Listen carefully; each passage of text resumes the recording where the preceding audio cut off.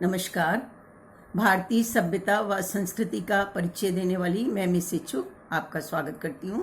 अपने पिछले वीडियो में मैंने आपको माँ सरस्वती की वंदना के एक श्लोक का अर्थ बताया था।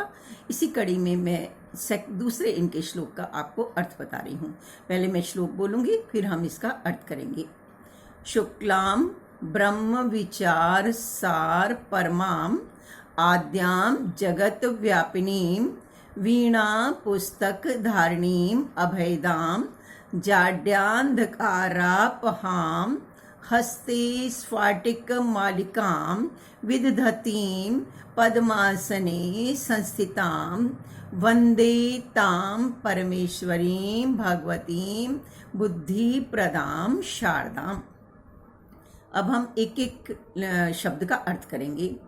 शुक्लाम, शुक्ल मतलब उज्जवल प्रकाशवान, ब्रह्म के विचार के सार, परमाम परम, थोड़ा सीधा करेंगे, परम ब्रह्म के, शुक्लाम उज्जवल विचार के सार की शक्ति, आद्याम सबसे प्रथम, जगत जगत में, व्यापिनी व्याप्त रहने वाली, वीणा पुस्तक को, धारणीम धारण करने वाली, अभयदाम अभय देने वाली, जाड्या अंधकार अज्ञानता के, जाड्या मतलब अज्ञानता के अंधकार को अपहाम दूर करने वाली, हस्ते हाथ में, स्फटिक की माला को, विदधतीम धारण करने वाली, पद्मासने कमल के आसन पर, संस्थिताम बैठने वाली, विराजमान होने वाली, वंदे वंदना करता हूँ, ताम उस परमेश्वरी की, भगवती की, बुद्धि प्रदान करने वाली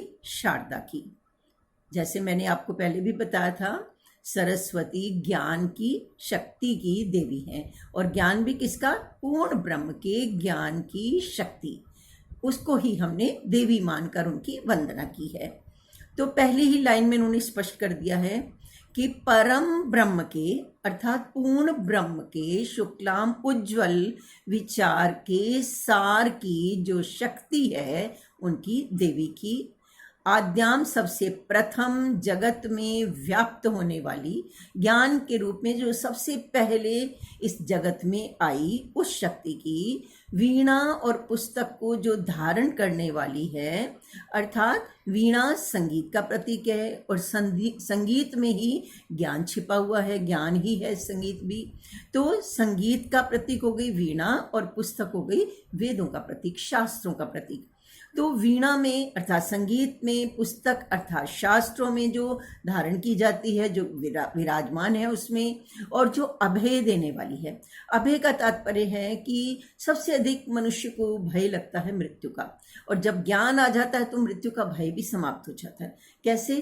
क्योंकि ज्ञान आने के बाद ये निश्चित हो जाता है, हमें पता चल जाता है कि मृत्यु तो अटल है, वो तो आनी ही आनी है।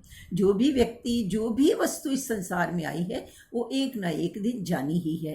तो जब मृत्यु निश्चित पता चल जाती है, और ये भी पता चल जाती है वो कभी भी आ सकती है, तो मृत्यु का भय भी समाप्त हो जाता है। तो अभय देने वाली है, और साथ ही साथ ये अज्ञानता के अंधकार को दूर कर देने वाली है। जब ज्ञान आ जाएगा तो अंधकार, अज्ञानता तो अपने आप ही दूर हो जाएगी। तो अज्ञानता के अंधकार को भी ये दूर कर देने वाली है।